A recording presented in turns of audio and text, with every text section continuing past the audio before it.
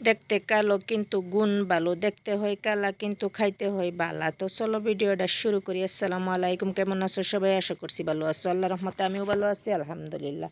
চলো এখানে আমি কালো জিরা লয়ে লইছি, শুকনা মরিচ লয়ে লইছি, পেঁয়াজ লয়ে লইছি, আদা লয়ে লইছি, লয়ে লইলাম কাঁচা মরিচ আর লয়ে লইলাম রসুনের কোয়া। তো আমি কালো জিরাগুলি সুন্দর করে আমি ধুয়ে আগেই লয়ে লইছিলাম। তো এখানে একটা কাল্লা লড়ার মধ্যে কাল্লা জিরা ডাইলা দিলাম, মানে শুকনা লড়ার মধ্যে ডাইলা দিছি, কোনো তেল দিতাম না। এখানে শুকনা শুকনাই বাজা দিয়াম, এটা হালকা আছে বাজন লাগবো, অল্প সময়ের ভিতরে এটা বাজা হয়ে পড়ে। এটা বাজা হওয়ার সময়টার মধ্যে মানে কতানি সময় লাগে, এটা খালি ফুটফুটে যে সময় শব্দ হইব আর একটা সেন্ট বাইরেব, তো এই গম পাই বাজা কালো জিরাটা বাজা হয়ে পড়ছে। বেশি আছে বাজলে এটা তিতো লাগবো আর খাইতে ভালো লাগতো না। তো আমি অল্প সময়ের ভিতরে আমার কালো জিরাটা একদম সুন্দর করে যে বাজা হয়ে পড়ছে, হন নামায় লিতেছি, নামায় সাইডে করে রেখে দিম, কারণ এটা একটু ঠান্ডা হইবার দিম। তারপরে সেই কড়াইটার মধ্যে আমি সুন্দর করে এই যে কাল্লা জিরাগুলি নামাই আলছি, সেই কড়াইটার মধ্যে সুন্দর করে একটু তেল দিয়ে দিলাম। তো তেল দিয়া হেরে আমি এর মধ্যে রসুনগুলি দিয়ে দিলাম সুন্দর করে বাজা দিবার লাগে। তো একটু লাড়াচাড়া করে দিয়ে হেরে কাঁচামরিচ আর শুকনা মরিচগুলি দিয়ে দিলাম। শুকনা মরিচও আমি দিয়ে দিছি, দিয়ে হেরে সুন্দর করে একটু বাজ্যা লইতেছি, মানে বাজা দিয়া লইলাম সুন্দর করে। তো অল্প সময় বাজার পরে আমি পেঁয়াজ আর আদা লয়ে লইছিলাম, যে এগুলি আমি কাটটা দিয়ে দিলাম সুন্দর করে বাজা দিবার লাগে। সুন্দর মতো একদম বাজ্যা লইম, হালকা আছে অল্প অল্প একটু সময় লই আর হি বাজা দেম।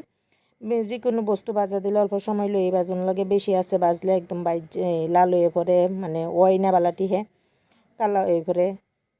তো আমি সুন্দর করে এই যে লাল লাল করে বাজ্যা লইছি সুন্দর মতে। তো নামাই আর একটু ঠান্ডা করে লই, আর হিন্দা কালো জিরাগুলি একটু একটা চাকনির মধ্যে লই লইছি, যদি একটু লেতেরা সেতেরা থাকে মানে কাঁচারা যদি থাকে, তা আমি এটা সুন্দর করে একটু সাফ করে লই। তো এই যে দেখো অল্প কিছু মিশুইতা পড়ছে, তো এগুলো আমি সাফ করে লই হেরে একটা মিক্সি জারের মধ্যে ডাইলা দিতেছি কালো জিরাগুলি।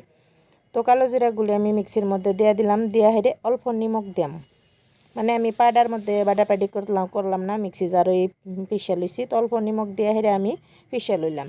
নিমখ দেওয়ার কারণ হইলো এটার মধ্যে, মানে কালো জিরাটার মধ্যে নিমখ দেওয়ার কারণ হইলো এটা যাতে পাল্লা মতে পিষা যায়। আর তারপরে আমি নিমখ দিয়াম স্বাদ মতো, মানে অল্প দেওয়া দিছিলাম যাতে দানা দানা টাইপ না থাকে, একদম সুন্দর মতো পিষা যায়। তো এখানে আমি এই যে রসুন পেঁয়াজ কাঁচামরিচগুলি যে বাজ্যা লইছিলাম সেইগুলি আমি দিয়ে দিলাম, দিয়ে এখন স্বাদ মতো নিমখ দিয়ে সুন্দর করে পেস্ট বানাইলাম। সুন্দর একটা চাটনি আমার রেডি হয়ে পড়ছে, দারুণ লাগে খেতে। এই যে দেখুন আমি বাহিরে করে একটু দেখাই দিতেছি, তো একদম কোনো দানা দানা নাই, পেস্ট হয়েছে একদম সুন্দর হয়েছে, ভালো মানে সুন্দর মতো কালো জিরাটা একদম ভর্তা হয়ে পড়ছে। তো এর মধ্যে আমি আর তেল দিতাম না, কারণ রসুন পেঁয়াজ এগুলি আমি তেলের মধ্যেই বাজছিলাম। তো এই যে দেখো আমার ভর্তাটা কত দারুণ লোভনীয় লাগছে।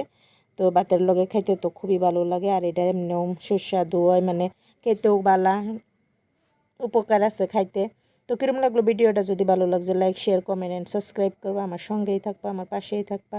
আজকের জন্য আল্লাহ হাফিজ, সুস্থ থাকো, ভালো থাকো, আর কমেন্ট করে একটু জানায় যে কিরম হয়েছে। আর একটু তোমরা চ্যানেলটা সাবস্ক্রাইব করবা, তোমরা একটু পাশে থাকবা আমার।